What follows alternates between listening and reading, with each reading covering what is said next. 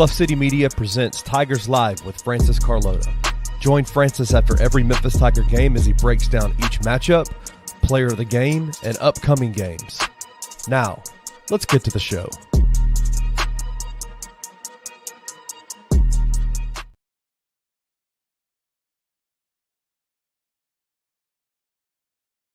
Oh, I see I'm muted. What's going on, y'all? This is Francis Carlotta, host of Tigers Live. Wow. Tigers Live for Bluff City Media. Look, y'all, they had us in the first half. Not gonna lie, it's just like that. It's just like that meme. It's a pretty dang good performance in that second half to see the Memphis Tigers get a big win over UAB, 106-87. I mean, it's literally the tale of two halves. The first half, they couldn't defend anybody. They left people wide open from three. They reverted back to the problematic issues that they've had on the defensive side, lack of communication, too much help defense, and nothing went right. Nothing at all. But in the second half, that changed. Everything changed. The Tigers started playing together, playing with effort, playing locked in, playing connected, and you get a second half where the Memphis Tigers score 60 points after giving up 61 points in the first half. I mean, come on. It's what is it saying? If a team can score 61 and a half, or if a team gives up 61 points and a half, then that same team can score 60 points in the half. I don't know whether that's the saying or not. I don't know. It just happened. That's all that matters. It just happened. So welcome everybody to Tigers Live. Hopefully y'all all having a good day. I will be joined in a moment by Roman Cleary. And in the second half, we'll have Parish Sharkey on as well, so you don't want to miss that. I see Roman has joined the stream, so let me go ahead and get him added on. Give me a hot second. Give me a sec. Up to here. Add. Roman, what's up, man? Oh, that man. What's he doing here? What's What's up, Roman? What's up? I'm quite flabbergasted, as you probably are right now. It's kind of a crazy thing that we just saw here. A perfect encapsulation, I feel like, of what this season has really been for Memphis. You saw the absolute worst of the worst version of what this team can be, and then you arguably saw them play its best half of the entire season. They were down by 22 points. It was 61-39 with like 122 to go, and then Memphis outscored UAB 67-26 for the rest of the ball game. That is an unbelievable comeback for Memphis, but at the same time, maybe an even more unbelievable collapse for UAB. It really just felt like an avalanche of disaster for the Blazers in the second half, especially after Andy Kennedy got tossed early in the period. Well, it was just a crazy environment, crazy game. FedEx Forum went absolutely raucous early in the second half. It was just a pretty unbelievable scene here overall. I amen to that, man. You're absolutely right. It was an insane scene. The FedEx Forum was jumping, energy throughout the whole building. It was amazing to see the forum that loud, that enthused, that engaged. In the first half, obviously I'm not there, but Roman, it seemed like in the first half you could hear a pin drop. The whole crowd seemed dead. And you mentioned that it's an epic collapse from UAB as well. From your perspective, Roman, did the Tigers win this game, or did the UAB collapse and give the game to the Tigers? Or a bit of both? No, Memphis certainly won this. I felt like Memphis certainly won this game, but UAB's they started collapsing in a way whilst the Tigers were, making that comeback. I really felt like they just started losing their composure in the middle of that Memphis comeback, which turned it from probably a close Memphis win into an absolute blowout. Yeah, 100%, 100%. Like the game was probably heading towards, say, like a 60, like a 75. 73 Memphis finish or something like that, but because of just how bad the collapse was and UAB completely lost their composure with Kennedy getting ejected and whatnot, that's what caused the Blazers to get absolutely demolished and ultimately blown out here. Yeah, I mean that I see, at least in my game recap, that Andy Kennedy got tossed at the 16-20 mark of the second half, and the game was 63-61. Memphis had the lead at that point. But like you said, it No, was looking to be just a good close game. But or would the UAB have the lead? Am I wrong? Sorry. It was 63-61 UAB. 61. Gotcha. Well, look, it still was on track to be what seemed to be a really good game. And then, as you said, Roman, everything changed. It was just a total shift in emotion, in what's the word looking momentum. It was just a total change in everything. And you look at across the board, you have just career nights from David Jones, from Naquan Tomlin. Javon Quinley had another really good game. And this was the big three of the Memphis Tigers at its peak. You know, after last show, we talked about how Tigers have a legitimate big three right now. I mean, this is 28 points for Tomlin, 32 for David Jones, 25 for Javon Quinley. I mean, I'm going to ask you for a player of the game in a bit, but I don't. It's going to be hard to to choose one out of that lot. Roman, any other thoughts on the game? Go ahead.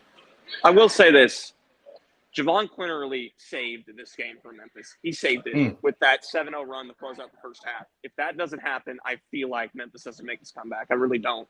I think he sparked that energy that Memphis really needed at that moment, which gave it the momentum it needed to ultimately make the big run that we saw here in the second half. So I got to give a lot of credit to JQ for really saving this game, in my opinion.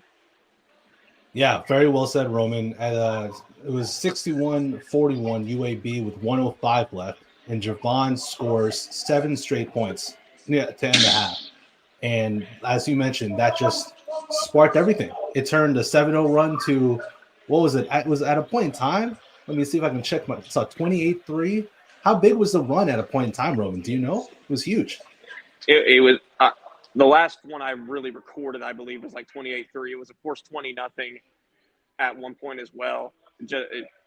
Pretty insane stretch, though, overall. I'd have to check the numbers exactly, though, to tell you that. Yeah, just an insane stretch of basketball from the Tigers. I see everyone in the comments. Y'all are going crazy after this big win. I do want to bring this one up because King Meeks, you talk a little something. I'm not going to let it slide. So King Meeks says, just start the show now, and it's halftime. Well, thankfully we didn't start the show, and there's another half of basketball that had to be played, bro, because Memphis turned it up in the second half. They turned it up. And shout out to HHK here. That's the Memphis Tigers. I know. Roman, along those same lines, this second half performance, is that the best half of basketball you've seen the Tigers play? This season, undoubtedly. Yeah. Undoubtedly. I don't really think I don't think you can debate that. Start of the half, well, really, they started the half with a 13-0 run. It's a 20-0 run going back to the first half with what JQ did there. But, yeah, they were just completely locked in on both ends of the floor. They felt pretty much unstoppable on the offensive end, and UAB just went ice cold from three-point range. I think that played a part in it, too, just the natural deep progression of UAB's, streaky shooting that they really displayed in the first half. It felt like they couldn't miss from the floor, no matter if Memphis was guarding them or if they were wide open. It didn't really matter. They were making every shot. But that was bound to cool down at some point, which also played a part in Memphis making its comeback the way they did. Yeah, absolutely. Regression to the mean is always a thing. And, I don't know what it is. We've talked about it many times before. Memphis Tigers opponents turn into the Golden State Warriors from three, like for either whether it's for a half or sometimes it's for the entire game. And you're just wondering how in the world is this possible? And that's what it felt like in the first half. I mean, UAB was hitting everything. But as you said, second half, clear regression to the mean. They were not nearly as hot from deep, and Memphis just clearly took advantage. Shout out to OTM 901 here. I turned the game off. Now I have to rewatch it. Yeah, bro. Once you finish this show, once you finish Tigers Live, go and rewatch it because you're not going to be disappointed. You will not be disappointed rewatching this one at all. Roman, I know you're waiting for Penny or someone from the teams to come out to media, so I do want to talk to you about this before you can go. Give me your player of the game because there's a lot of options you can choose from, but who's your player of the game, Roman? I'll go Quan. I'll go Naquan Tomlin for this one. Cool. I felt like his contributions on both ends were really crucial down the stretch. Of course, you have that really cool moment before the game where he's accompanied to Senior Day by DeAndre Williams. That went pretty viral. But Tomlin has probably been the Tigers' best player over the past 5 games or so, and I think he was slightly their best player tonight, even though JQ and David Jones were also phenomenal. Yeah, it's a good shout. Tomlin, 28 points, 2 steals, 1 block, 7 rebounds, 5 offensive rebounds of those 7, 11 for 15 from the field, 1 of 3 from deep, 5 of 6 from the line. I mean, we keep talking about Tomlin over these past few weeks. He's just been everything. He's been as advertised. He's been just as good as every Tigers fan, everybody on the team thought that he would be. He's been incredible and a big reason why Memphis has been able to get hot at the right time and get that momentum on the upward trend as we enter March and enter the conference tournament. I would. Naquan is also my player of the game because he was great from start to finish. You know, the first half he was really good. He was actually important in at least keeping Memphis within some sort of touching distance.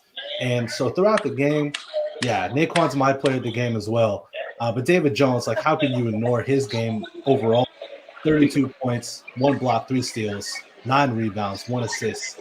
I mean, David Jones is just going to be David Jones. I said something in the first half that I haven't seen him this frustrated on the offensive end in a while.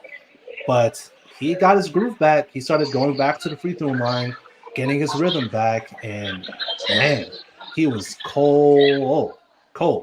Roman, how do you feel about Javon Quinter's game today? Obviously, he was also very good. He helped spark that run. Is he looking like the JQ that we wanted to see for a while now?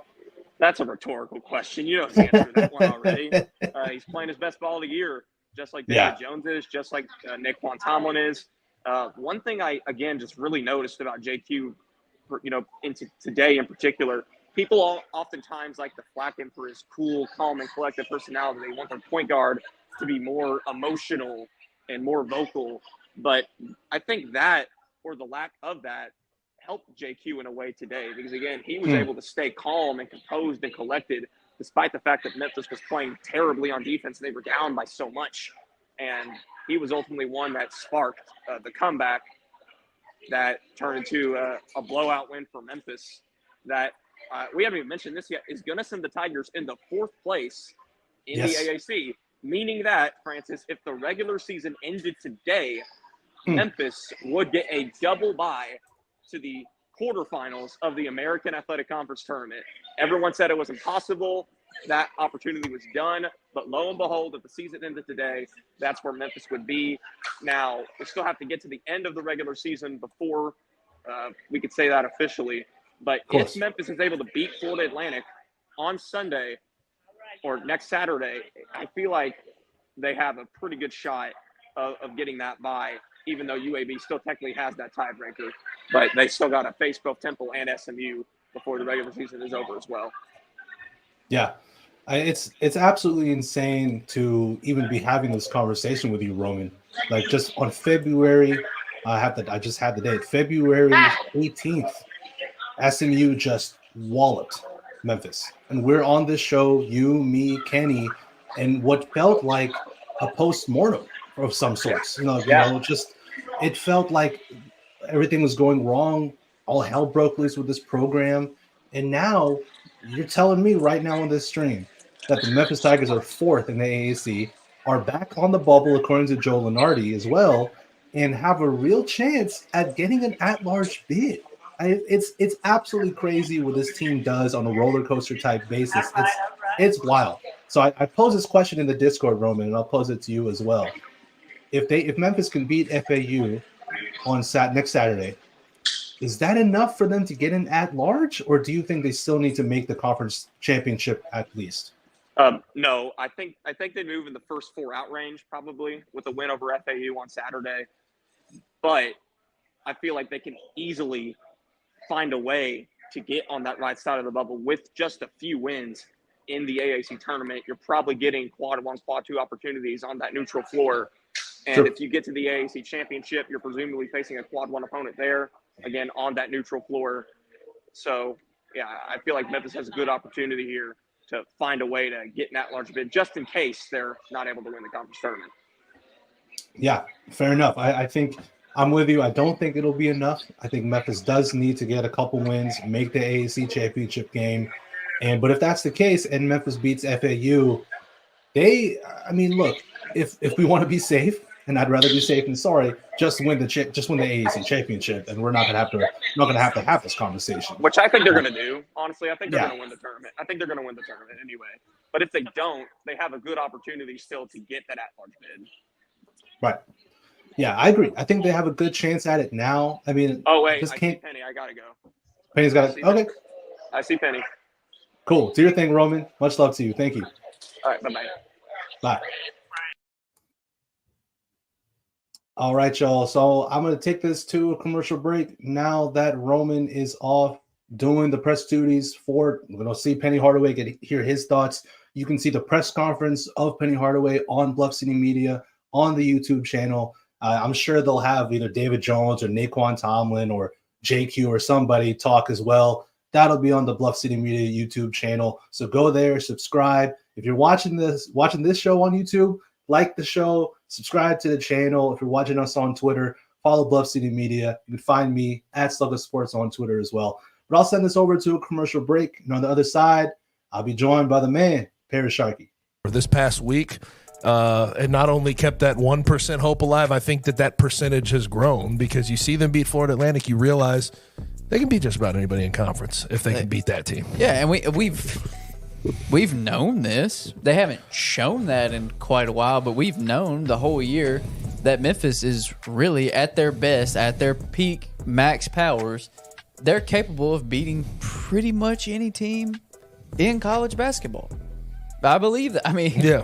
They have very quality wins. They've went in tough environments and won games against quality opponents. Like, Memphis can beat a lot of top 25 teams in the country probably. They're just that good on paper. But for whatever reason, they only show up at certain times. Tune in to On the Bluff with Christian Fowler and Gabe Kuhn every Tuesday at 12 p.m. on the Bluff City Media YouTube channel.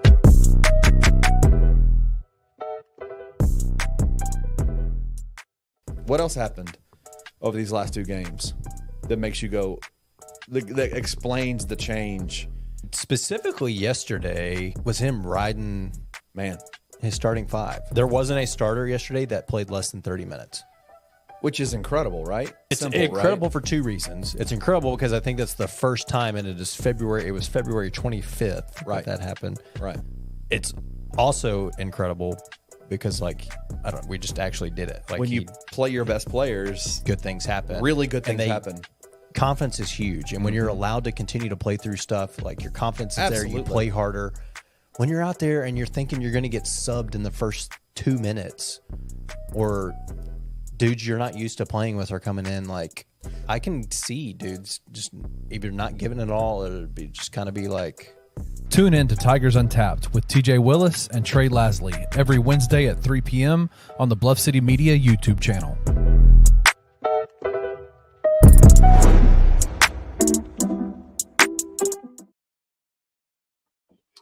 What's going on, y'all? I'm joined by Parish Sharkey, the Bluff City Media beat writer for the Memphis Grizzlies, but he knows hoops in general. He's a hoop head. He knows the Tigers, knows the Grizzlies. Y'all know this, man. What's going on, Parish? Parish, how are you? What's good, man? Doing good, man. Especially after that game, so I'm doing really good. Welcome back. We were wondering where you was at. Last week. So, man, look, why did Anthony Sane have to do me like that, man? That's dirty. That's dirty, man. Treating me like Wong, disappearing oh man, that's tough. That's tough. But hey, I still appreciate the love, all the support from you and from everybody. Yeah, it's good to be back, man. So let's talk about this game, and we'll talk Tigers and tournament hopes in the future coming up as well. Parish, give me your thoughts on that first half. I mean, was it just they seem to revert back to all of their problems on the defensive side? Is there anything you saw specifically that gave you any concern, and was there anything that also made you think, yeah, maybe they can make this comeback? Concerning just the way UAB was shooting the ball, how Memphis just allowing them to shoot open threes, and they kept making them. It's like, okay, yeah. I understand some defense strategy. You can make a team. I'm not sure where UAB's 3-point percentage is on the season. Maybe that's part of the strategy, but they were hitting. So when you hit team hitting 67%, team they are hot, but you also are allowing them. You getting open shots. I mean, at one point they made 9 out of 10 shots, and probably even extended even more. It was like they just kept hitting shot after shot to shot. and it was trading threes for free throws. So Memphis was actually making free throws. But the problem was they weren't making field goals, and UAB was making threes. So you was trading 3 for 2 or 3 for 1 or whatever was going on. So what I thought about the optimism was the last stretch when they won the 7-0 run to end the first half. I kind of, and the commentators kept alluding to it too. They said Penny, when they won it run, Penny was like, all right, he kind of had a face expression going to the locker room, like, yeah, we got this. And I felt the same way. I was like, okay, 7-0 run, cool. They probably going to extend that run. I didn't expect them to come all the way back within the first 3-4 minutes of the second 3 minutes of the game. They did. They basically went on a 20-0 run in the span of 5 minutes, game time. So I didn't expect that. I expected more of a gradual comeback. They'll probably take the lead and they'll win by like 5 or something. Not expecting them to completely reverse the score, go from being down 22 to leading by 21 at any point in the second half. Yeah, I think all very good points. That the first half, it was like you said, they were 14 for 14 from the free throw line to start the game. Like they were automatic from the line, but they, like you said, they were trading 2s for 3s. And this is, I mean, I'm no math major or nothing, but that's going to add up. Like when you keep doing that constantly in a basketball game, that difference between a 3 and a 2 is just going to add up. And it did. Hence why Memphis was down by so much, literally behind the proverbial 8 ball against UAB, because they just couldn't hit shots. They couldn't defend. My most concerning thing I saw on the defensive side was, again, just that lack of communication. I didn't see people talking. I didn't see rotations. They overhelped again. Like, you watch the Tigers, especially during that 4-game losing streak. They would just constantly overhelp, and not trust each other to be able to man up. What does Penny try to say? Put your butt down and guard your yard. There was no trusting that their teammates could do that. It was just constant overhelp, even in the paint. Like, they gave up so many easy dunks, so many easy layups. That was not the Tigers' defense over the past few games during this hot stretch. But like, I'm with you as well. That 7-0 run at the end of the first half, you saw JQ kind of go into a different zone. Maybe mentally he thought, screw it, I'm just going to attack.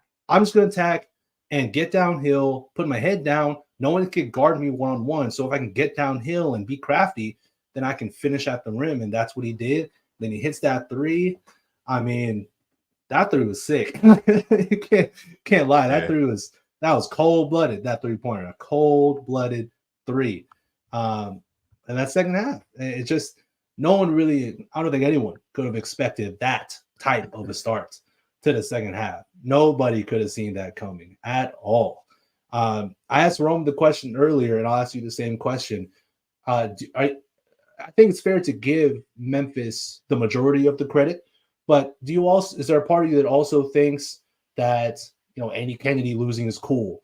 UAB and just their whole team, seeing their coach get ejected, that's never going to have a good psychological effect. How much of it was like UAB just straight up collapsing compared to Memphis playing hard and executing? I think it's always a little bit of both, right? I want to say I believe it was more Memphis making a comeback because, like I said, you down by that much, then you win by almost 20. Memphis is the more talented team, so they're supposed to win. They were favored to win, so it goes back to that. UAB did, of course, they did collapse. Then Andy Kennedy getting mad, which was weird because I asked a question like, what was he so mad about? Then he was mad about, I guess, the call for a travel when a couple sessions before that they traveled and they didn't call it and they ended up scoring. Yeah. So I think that's when we got within 2 on the 20-0 run, and they broke the run after they didn't call it travel. So I'm like, y'all just got away with one when we was about to take the lead initially. Now and now you mad that they actually did finally call it. But really what it was probably he saw the writing on the wall. He saw they make this run. This is probably it. Let me go ahead, hit the showers early, go ahead, get ready to go ahead on them because I don't want to be here. Yeah, for real. I mean, if Andy Kennedy, that's a hard name to say. Andy Kennedy, if he were upset seeing that performance from UAB, he probably was in the locker room fuming, like in the away locker room, throwing water bottles and just pissed off because, if I were him, I get ejected. I would hope that lights a fire within my players. I would hope they see me get energized, they see me get fired up, and then my team can rally around me and my energy, because like I'm fighting for my guys. I'm fighting for them, and I got tossed because I'm fighting for my players. And the exact opposite happened. Exact opposite. UAB just collapsed. I think Mark Adams said on the broadcast that UAB's body language was just night and day different from first half to second half. And I saw it too. I think we all saw it. Like UAB's body language was just shot. There was no talking, no jawing, really no nothing in terms of energy and emotion from the UAB side at all. And let's talk about it from a Tigers perspective. I give a lot of credit to Penny Hardaway in this game. He made legitimate offensive coaching changes to attack UAB's 2-3 zone. And, I'll talk about it just now, I guess. He put David Jones in the middle of the 2-3 zone. And I went on a friend's podcast on January 20th. Shout out to Kevo and Chris LeBron. They do a great podcast, Get a Bucket Pod. I went on there and talked about the Memphis Tigers. And at that point, the Tigers were really struggling against 2-3 zones. And I said to them on the pod, I kind of want to see Memphis get creative with how they attack a 2-3 zone. Not just vanilla swing, take a three, either whether it's open or contested. I don't want to see just vanilla stuff. Like that's not going to work. Yeah. I want to see them get creative.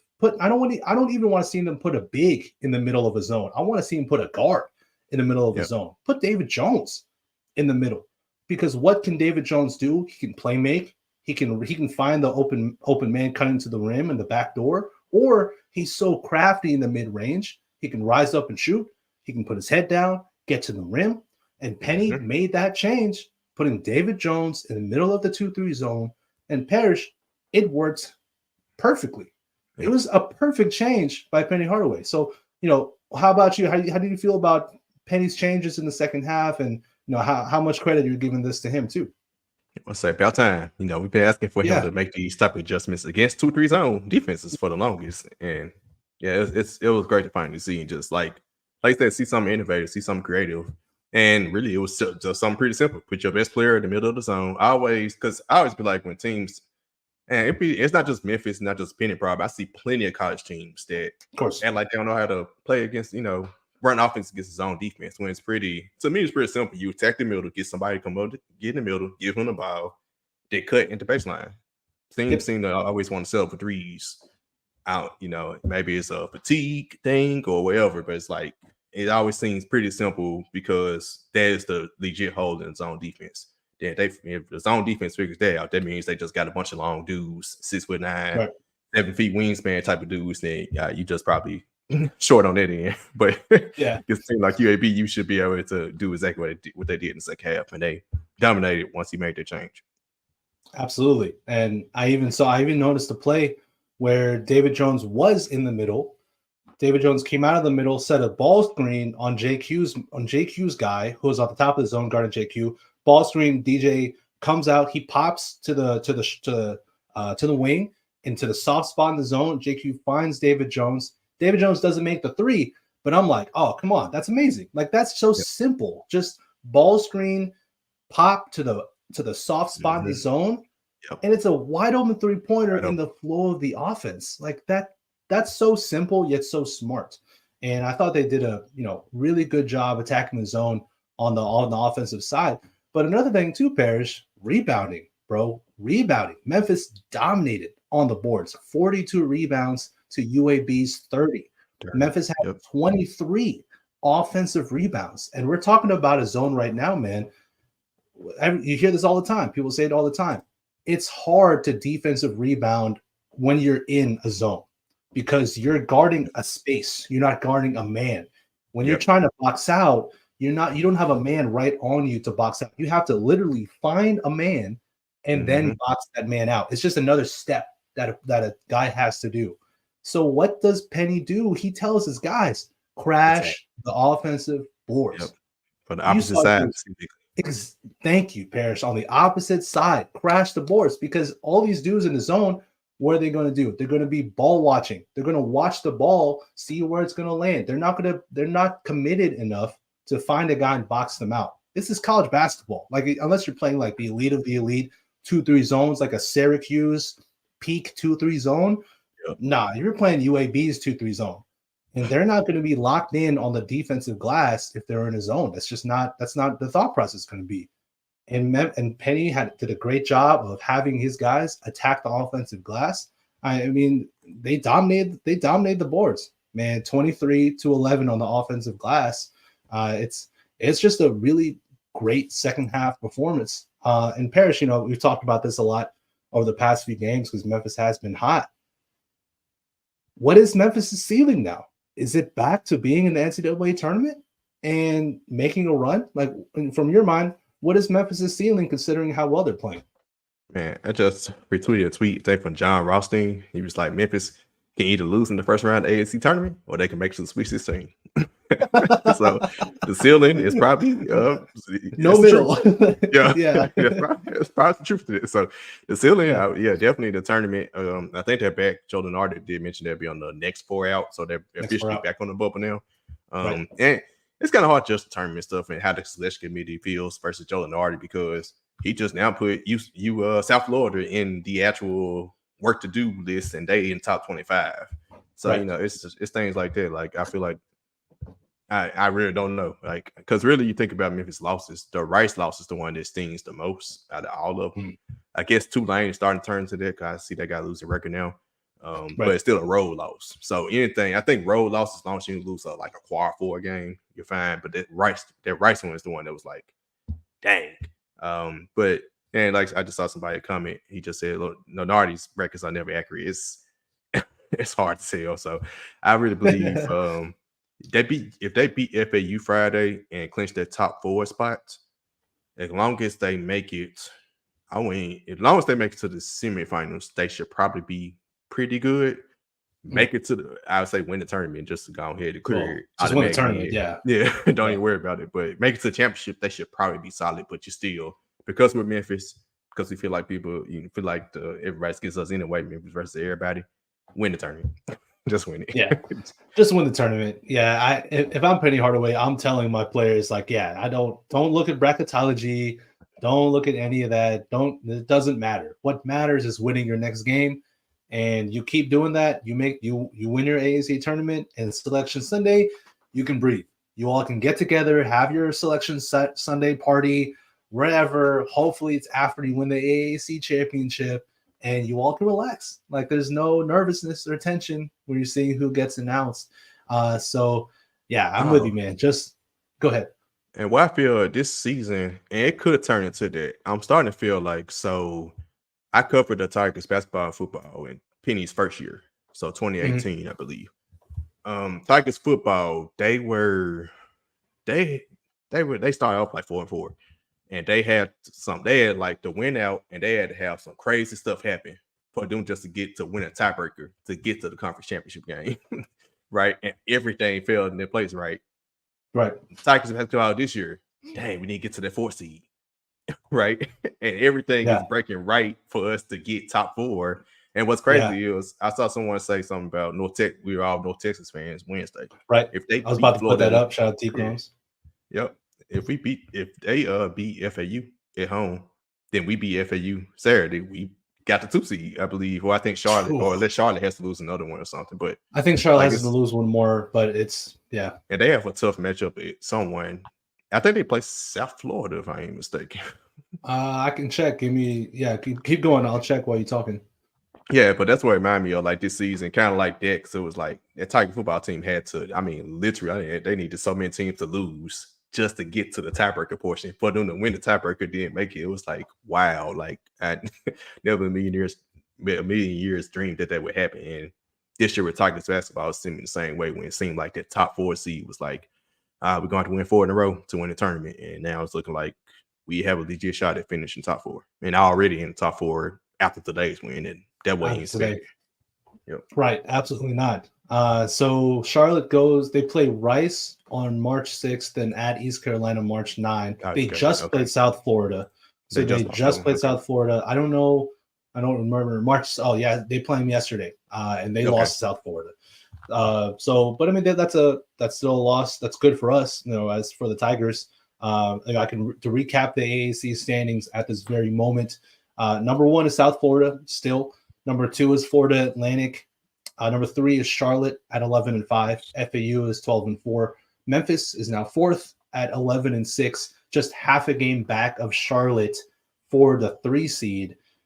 So Memphis is, as we talked about, currently the number 4 team in the AAC, would get that double bye, which is so damn important to wanting to win a conference tournament.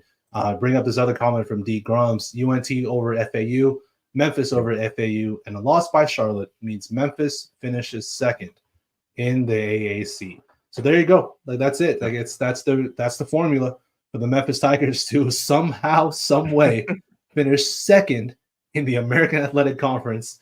Literally 2 weeks after, I talked to Roman earlier, 2 weeks after that SMU loss, where I mean, it's insane to be here after that. And then the whole Malcolm stuff, when we don't even know what's going to happen there, but you know, we can only control what you can control. And right now, Tigers can control how well they play against these teams, and they've been great. They've been absolutely incredible. Shout out to Wayne Kelly. Penny's halftime talk, according to DJ, basically came down to play harder. Sometimes the simple is all that's needed. I mean, look, I'm not a basketball coach. I do coach a negotiation team for my law school that I graduated from. And at some point, you're going to say the same stuff a lot. And also, the people you coach, they're not stupid. They understand when they need to get better. They need to work harder. They need to play harder. They get it.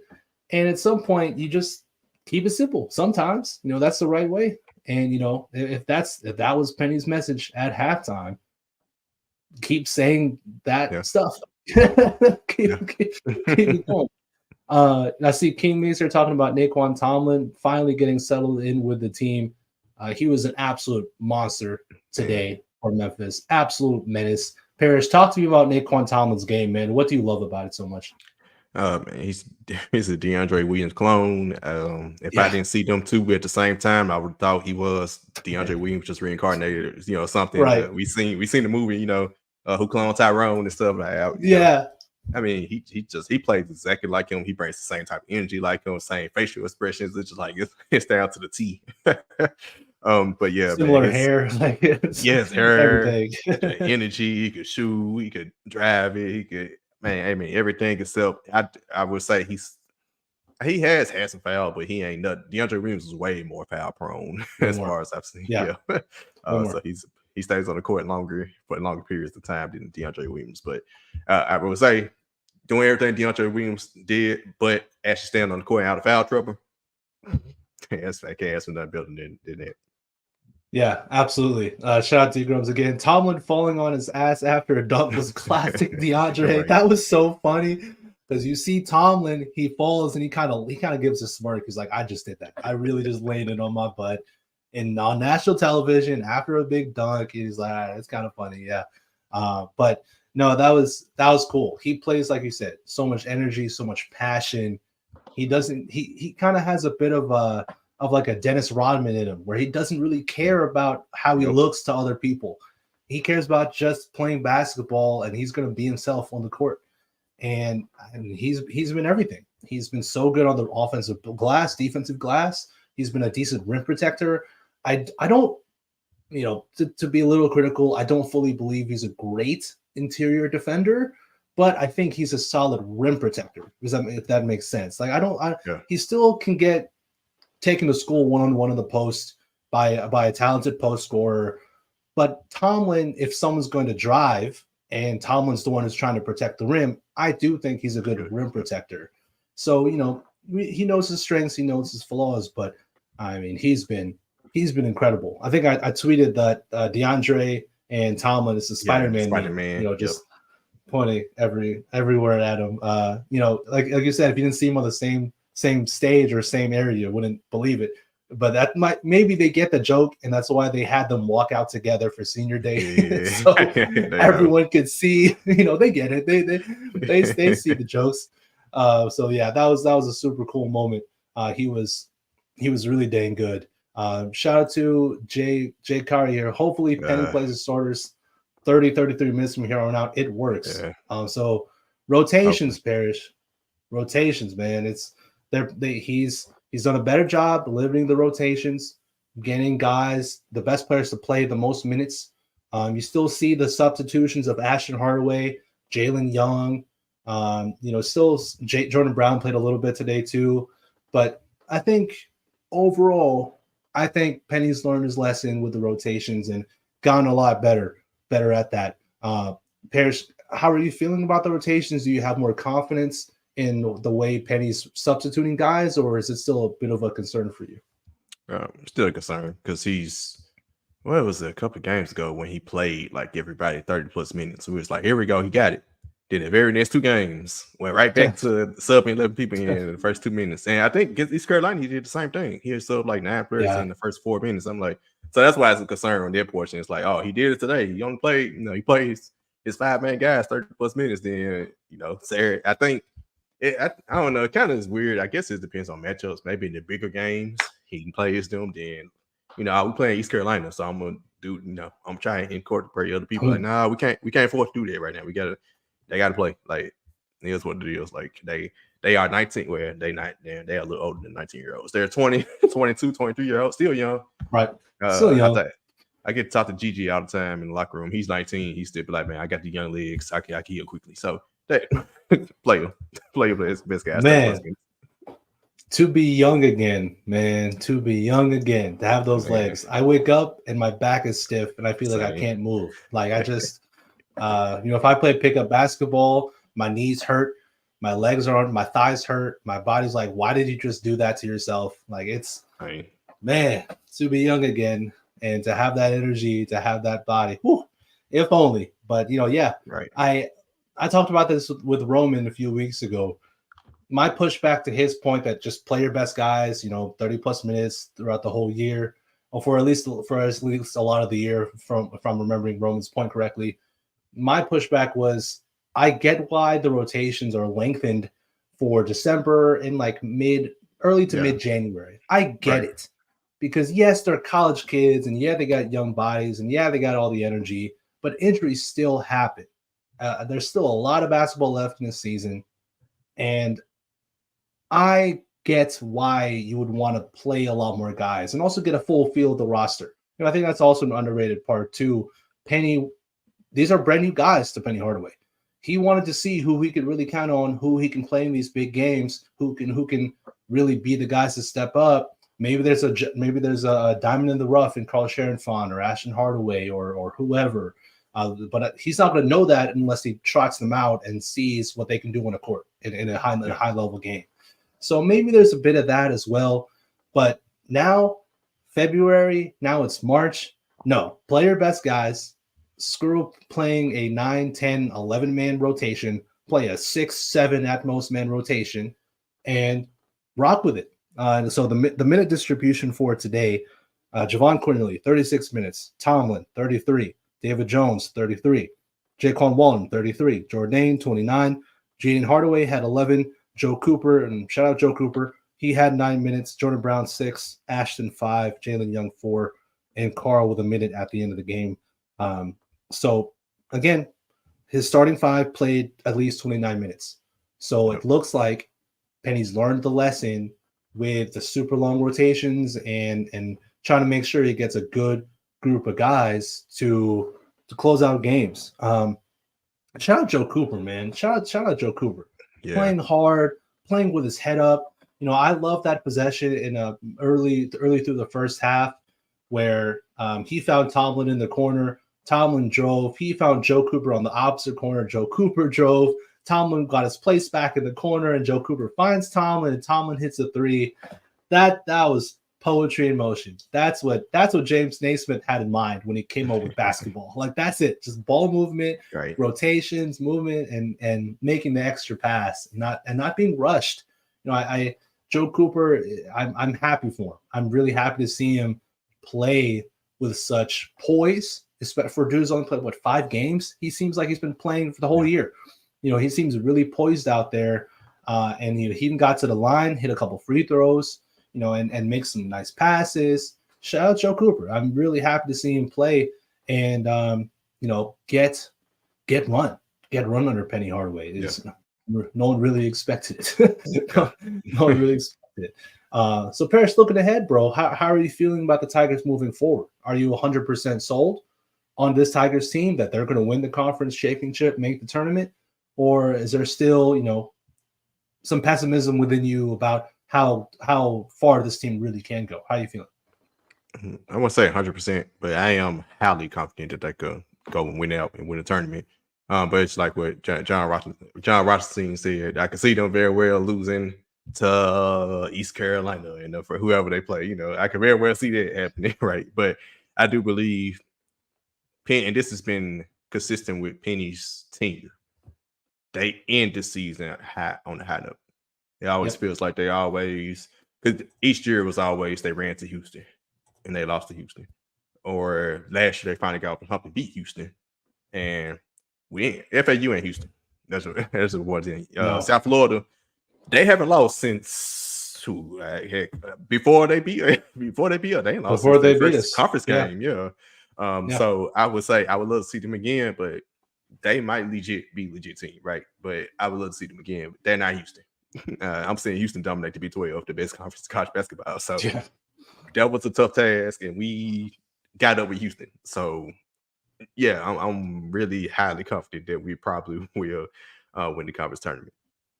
Cool. I love it. I love the confidence. Love the confidence. I'm with you. There isn't a Houston in this conference no more. And it's still weird to even say that and to think back how Memphis still beat Houston a decent amount of times. They beat them twice in the regular season when they had Jalen Duren, Amani, DeAndre. I think that was DeAndre's either first or second year. I think it was first, but I might be wrong. But either way, they still beat them twice that year. And they lose to Houston twice last year, but they beat him in the conference championship. And so get the best revenge possible and winning the conference title over Houston. Houston's such a damn good program, incredibly well coached. They're defensively, they're incredible. Yet somehow Penny Hardaway found a way to beat Houston on a pretty decent basis, especially when like you said, you look at how well they're playing right now, the Big 12 against those teams. And there isn't a Houston like that in this conference. It's not, to be fair, again, Memphis hasn't been the dominant force either. But if Memphis keeps playing like this, FAU doesn't scare me. Like, I just straight up, FAU does not scare me as a team. Like, they're obviously talented, they can score, but they don't scare me. I mean, Memphis beat them, so obviously they don't. And USF, as you said as well, they have talent. They're the best team in the conference for the regular season. But let's see what they look like in the conference tournament. Let's see if they keep it going. And if it's USF versus Memphis in the conference championship game, let's rock. Let's do it, and let's see what happens. And hopefully Memphis can be the team to pull it out. And I would love that. Go ahead. I would love that because that would mean the AAC has a legit shot getting 3 teams in. Because I feel like USF has been getting disrespected for a team that I don't remember last time they lost a game. Like they are 15-1 in the conference. Yeah. And they really getting a lot of disrespect. So I would love that if they were to get to the championship and we play them, they'll be perfect. They'll let me know because FAU was getting the respect for making the Final Four last year. So they're probably gonna be in the tournament. That gives you a chance to get 3 teams in. And I believe USF does deserve it because they've dominated the conference regular season. I agree. Like you said, they're ranked 25th in the country. And for a team to be to be a ranked team in college basketball and to potentially not make the NCAA tournament, that doesn't really make sense. It's happened before. SMU didn't make it one year. They were ranked. I remember that. It's happened, but that concept is just it's crazy. Something ain't right. Like that something isn't right if that happens to USF, and I hope it doesn't. They deserve to be in the NCAA tournament. Shout out Daniel Greer, Tigers. No, that Tigers Live is this show. Grizz 901 is the other show. I'm sorry, Daniel. My bad. Big Tigers second half. Absolutely, man. Massive second half for the Memphis Tigers. Trying to get to all these comments in here. Shout out to Carlos Yates. Go Tigers, go. Absolutely. Go Tigers, man. What a game today for the Memphis Tigers. And, it's just good to see them come together, play together, figure out a way to not just play for themselves, but to play for the city, to play for the program. And, find ways to win games, man. It's really good to see. It's really good to see. Parish, any last thoughts before I send us to a last commercial break? No, ready. Wait, Saturday we get a week. I like how the schedule makers gave us a week to prepare to get ready to play this game against FAU. So it's perfect. It's on Saturday, not a Sunday. Normally our last regular season games against Houston are on Sundays. This is on Saturday, 11 o'clock. Let's get it. We ready. We get a week to prepare. Or almost a week, nearly a week. Yeah. We just see them down wherever they are in Florida. In Boca Raton, Florida, playing at MUS's gym. So that's just meet them at Hyde Arena. Pretty confident that's the name of MUS's gym. That's where I went to high school. If anyone didn't know, I went to MUS. But so that's what it looks like. And also the Owls, MUS. They're the Owls. It's just it's too easy. Yep. Like the joke is too easy. Quite honestly. But yeah, Parish, let them know where they can find you, bro. Before I head out to this commercial. Of course, you can follow me on Twitter at @DAONE_P Shark. I post all retweet all the articles at this point for the Grizzlies. We're just trying to get past regular season at this point. Just go ahead and get to next year. But you still catch my work on there. You catch everything else I'm doing. Let's Be Real Media and Bluff City Media. I'm on Anthony Sane show every. We record on Tuesday. It comes out every Wednesday, so you'll see me on Wednesdays. Yes, sir. Everyone go find this man on Twitter at Bluff City Media on the Anthony Sane Show. Parish, you're the man. It's always great talking basketball with you. Great talking Tigers basketball with you. For the Grizzlies, I'm just trying to get to the lottery, bro. That's all I want. Let's just get to the lottery, and then just that's it. That's all I'm here for right now. But Parish, thank you, man. I'll see you around. All right, peace. For this past week. And not only kept that 1% hope alive, I think that percentage has grown because you see them beat Florida Atlantic, you realize they can beat just about anybody in conference if they can beat that team. Yeah, and we've known this. They haven't shown that in quite a while, but we've known the whole year that Memphis is really at their best, at their peak max powers. They're capable of beating pretty much any team in college basketball. I believe that. I mean, yeah. They have very quality wins. They've went in tough environments and won games against quality opponents. Like Memphis can beat a lot of top 25 teams in the country probably. They're just that good on paper. But for whatever reason, they only show up at certain times. Tune in to On the Bluff with Christian Fowler and Gabe Kuhn every Tuesday at 12 p.m. on the Bluff City Media YouTube channel.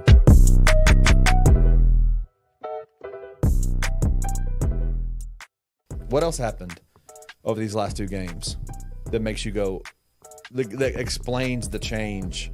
Specifically yesterday was him riding, man, his starting five. There wasn't a starter yesterday that played less than 30 minutes. Which is incredible, right? It's incredible for two reasons. It's incredible because I think that's the first time, and it was February 25th that happened. Right. It's also incredible because, we just actually did it. When you play your best players, good things happen. Really good things happen. Confidence is huge. And when you're allowed to continue to play through stuff, like your confidence is there, you play harder. When you're out there and you're thinking you're going to get subbed in the first 2 minutes, or dudes you're not used to playing with are coming in, I can see dudes just either not giving it all, or it'd be just kind of be like... Tune in to Tigers Untapped with TJ Willis and Trey Lasley every Wednesday at 3 p.m. on the Bluff City Media YouTube channel.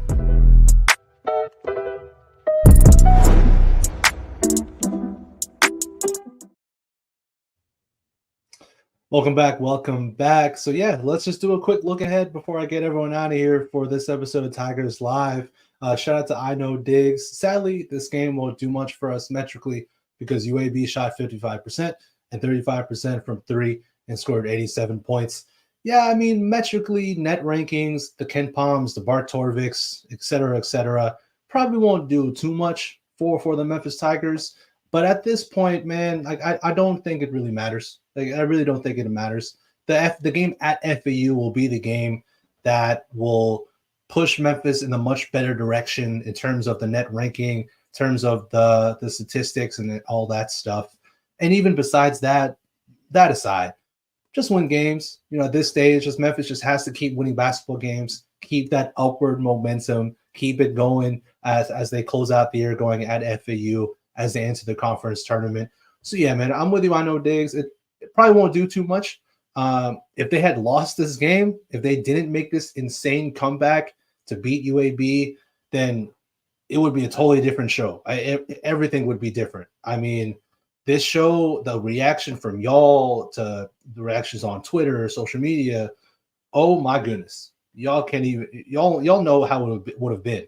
It would have been a totally different mentality. But now, big comeback win, 106-87 against UAB. And now they go at Florida Atlantic on Saturday. We saw how they played at Memphis. We saw the game, and though I wasn't working Tigers Live, I was studying for the bar exam, I still watched the full replay, so I know what happened.